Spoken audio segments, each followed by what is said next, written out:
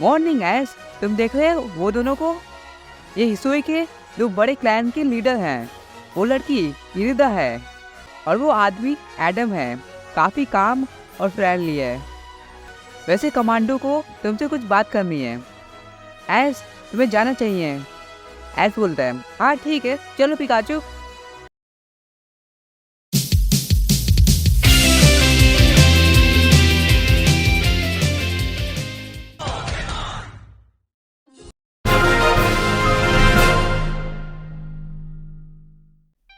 पिछले एपिसोड में ऐस एडम और इरादा से मिला था। उसके बाद अकारी ऐस से बोलती है, ऐस, कमांडो सर तुमसे कुछ ज़रूरी बात करना चाहते हैं। तुम्हें हेडक्वार्टर में जाना चाहिए।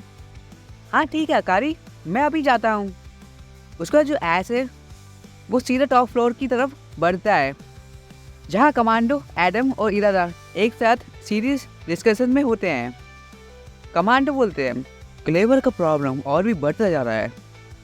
इरादा बोलती है, हाँ अब लियान भी उसे कंट्रोल नहीं कर पा रहा। जो भी उसके पास जाता है क्लेवर उसे हरा के वापस भेज देता है। हमारे लोग कुछ भी नहीं कर पा रहे हैं। और तभी एडम बोलता है, और हम भी कुछ नहीं कर सकते। हम ये नहीं चाहते कि एक वॉर शुरू हो जाए। कमांडो जो होते हैं वो एक सजेशन देते हैं। मैं चाहता हूँ कि हम अपने नए मेंबर ऐश को उसके पास भेजें। क्या ऐश क्लेवर के अगेंस्ट कुछ कर सकता है? इरादा और एडम दोनों की नज़र ऐश पर जाती है। ऐश कॉन्फिडेंटली खड़ा हुआ होता है अपनी पिकाचू के साथ। ऐश बोलता है, क्या मैं अंदर आ सकता हूँ? कमांडो उसे अंदर आने की परमिशन देते हैं। उसका जो ऐश है वो अपने बारे में बताता है, मेरा नाम ऐश है, आप सबसे मिलकर अच्छा लगा। इरादा बोलती है, क्या ये वही लड़का है जो स्पेस टाइम डिस्ट्रॉशन से गिरा था? एडम ऐश के पास जाता है और बोलता है, तो तुम हो वो लड़के, तो देखते हैं तुम क्या कर पाते हो ऐश। उसके बाद हमें हिसुई का आसमान दिखाया जाता है, यहाँ पर दूर से बिजली गरजने की आवाज़ सुनाई देती है। ऐश की अगली बड़ी चुनौती के लिए मंच तैयार है, क्लेवर का सामना। ऐश को क्लेवर का सामना करना होगा। अब ऐश किस तरह से क्लेवर का सामना करता है वो तो हमें आगे जाके पता चल ही जाएगा। क्या ऐश अपने नए फ्रेंड्स के साथ क्लेवर को रोक पाएगा? एडम एक बार फिर से बोलता है, तुम ही हो ना जिसने वीडियो का इंटरेस्ट जीता? ऐश बोलता है, नहीं, वो तो मेरी एक फ्रेंड है, सरीना। ओह अच्छा, nice to meet you Ash. मैं हूँ एडम, डायमंड क्लैन का लीडर। ऐश एडम के साथ हाथ मिलाते हुए बोलता है, nice to meet you too Adam. तभी इरादा बोलती है, ये सब तो ठीक है, लेकिन हम टाइम वेस्ट नहीं कर सकते। क्लेवर की प्रॉब्लम बढ़ती जा रही है, हमें उसे जल्दी ही रोकना होगा। एडम भी बोलता है, हाँ क्लेवर को रोकना ज़रूरी है, तुम्हें ये मिशन मिल रहा है, जाओ इन्वेस्टिगेट करो कि क्लेवर के साथ क्या हो रहा है। मैं और प्रोफेसर भी तुम्हारे साथ चलेंगे। ऐसा अपने नए चैलेंज के लिए बिल्कुल तैयार होता है। सीन चेंज होता है। ऐसा और उसके फ्रेंड्स एकदम तैयार होते हैं। वो लोग इटरनल फॉरेस्ट की तरफ बढ़ने लगते हैं। तभी ऐश कुछ दिखता है और बोलता है, पिकाचू देखो, ये कितना बड़ा ट्री है ना।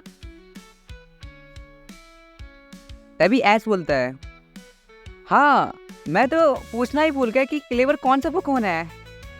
पिकाचू जो होता है वो ऐश को अजीब तरीके से देखने लगता है, जैसे कि बोल रहा हो ये ऐश का बच्चा हमेशा कुछ ना कुछ भूल ही जाता है। जैसे जैसे वो आगे बढ़ रहे होते हैं उन्हें कुछ दिखाई देने लगता है, एक छोटा सा बच्चा, ऐसे कुछ। ऐश उस बच्चे के पास जाता है और बोलता है, एक्सक्यूज मी बच्चे, तुम लेन हो ना? लेन जो भी है इसका नाम। Emotional damage. लेन बोलता है, हाँ मैं ही लेन हूँ। और तुमने बच्चा किसको बोला? पहले तुम खुद को देखो, तुम खुद बच्चे जैसे लगते हो, 10 साल के बच्चे कहीं के। उसके बाद जो सरीना होती है उसे लेन पे गुस्सा आ जाता है और वो दोनों लड़ने लगते हैं। खबरदार जो मेरे बॉयफ्रेंड को, सरीना बोलती है, खबरदार जो मेरे बॉयफ्रेंड को कुछ भी बोला था, ऐसे कुछ मतलब बोल रही होगी सरीना, ऑफकोर्स मन में आया, ऑफकोर्स छोड़ गए। उसका जो लेन होता है वो बोलता है, तुम वही हो ना जो क्लेवर के बारे में जांच करने आया है? ऐसे बोलता है, हाँ वो मैं ही हूँ, हम लोग क्लेवर को हैंडल करने आए हैं। तभी जो लेन होता है वो कहता है कि वो देखो वो बड़ा सा ट्री है ना, वहीं पर क्लेवर छुपा हुआ है। सो गाइस क्या हुआ कि ये जो स्टोरी थी ना वो मुझे इतनी पसंद नहीं आई। तो मैंने इसे फिर से लिखा। तो मैंने क्या किया कि इसे थोड़ा ना डिफरेंट तरीके से लिखा। तो जो नेक्स्ट स्टोरी होगी वो थोड़ी सी डिफरेंट होगी लेकिन सेम होगी, आई डोंट नो, जो भी होता है। और गाइस मुझे देख के बताना कि दोनों में से कौन सी वाली ज़्यादा अच्छी है। तभी जो एस होता है वो बोलता है, एक्सक्यूज मी, तुम लेन हो ना? लेन बोलता है, हाँ मैं वही हूँ, लेकिन मैं तुम्हें रिकमेंड करूँगा तुम पीछे चले जाओ, ये हमारा मैटर है, तुम्हारा नहीं। तुम्हारे काफ़ी मेंबर्स पहले ही यहाँ पर हार चुके हैं। एस बोलता है, सॉरी लेकिन मैं नहीं जाऊँगा, मैं यहाँ क्लेवर की मदद करने आया हूँ और ये समझने के लिए कि उसे कैसे शांत किया जाए। और तभी उसे पीछे कुछ दिखाई देता है। अचानक से झाड़ियों से कोई बाहर आता है और वो सीधा अटैक करने के लिए तैयार होता है। लेन बोलता है, देखो वहाँ। एस जल्दी से पीछे मुड़कर देखता है और अपने पिकाचू को आयरन टेल से हमला करने को बोलता है। पिकाचू जो होता है उस पोकेमॉन पर हमला करता है। वो एक ग्लूमी होता है लेकिन वो काफ़ी ज़्यादा डिफरेंट लग रहा होता है। एस बोलता है, ये तो ग्लूमी है लेकिन ये इतना डिफरेंट क्यों लग रहा है?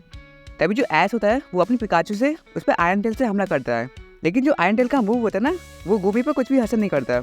तभी लेन बताता है, ये एक स्टील टाइप पोकेमॉन है, तुम इस पे स्टील टाइप से हमला नहीं कर सकते, उससे इससे कुछ भी नहीं होगा। एस समझ आता है कि इस पे इसका कोई असर नहीं होने वाला, तो वो अपने रैपिडेस को निकालता है और फ्लेम थ्रोर का यूज़ करने को बोलता है। रैपिडेस जो होता है वो फ्लेम थ्रोर का यूज़ करता है और गुमी को एक ही बार में हरा देता है। उसका लेन बोलता है, तुम तो काफ़ी स्ट्रांग हो, लेकिन मैं तुम्हें यहाँ रहने नहीं दे सकता। लेन कुछ और भी बोलने वाला होता है, लेकिन तभी जो इरादा होती है वो वहाँ पर आ जाती है और लेन अचानक से शांत हो जाता है। इरादा बोलती है, लेन प्लीज़ इसे क्लेवर के बारे में सब कुछ बताओ, शायद ये हमारी मदद कर सके। लेन थोड़ा सा झिझकता है लेकिन फिर भी हाँ बोल देता है। उसके बाद एस और लायन कैंप फायर के पास बैठे हुए होते हैं। लेन को जितना भी क्लेवर के बारे में पता होता है वो एस को बता देता है। उसका जो लेन होता है वो बताता है कि क्लेवर का एक फेवरेट फूड है। और तभी एस के दिमाग में एक आइडिया आता है। एस का सब कुछ समझ में आ गया कि वो क्लेवर को कैसे हराएगा। वो लेन और इरादा से बात करते हुए अपना प्लान डिस्कस करता है। एस बोलता है, लेन तुम और इरादा क्लेवर का पसंदीदा खाना इकट्ठा करो, मैं विलेज जाके प्रोफेसर से मिलता हूँ और देखता हूँ कि उनके पास कोई आइडिया है क्या।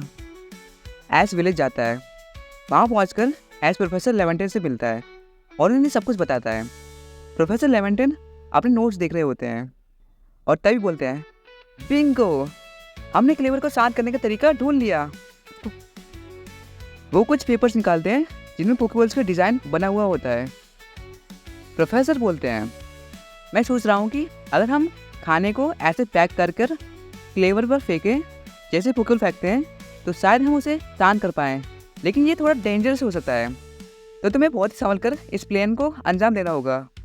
एस, क्या तुम हैंडल कर पाओगे? एस बोलता है, हाँ बिल्कुल, मैं क्लेवर की मदद करूँगा और उसे शांत करूँगा। पिकाचू, तुम तैयार हो? पिकाचू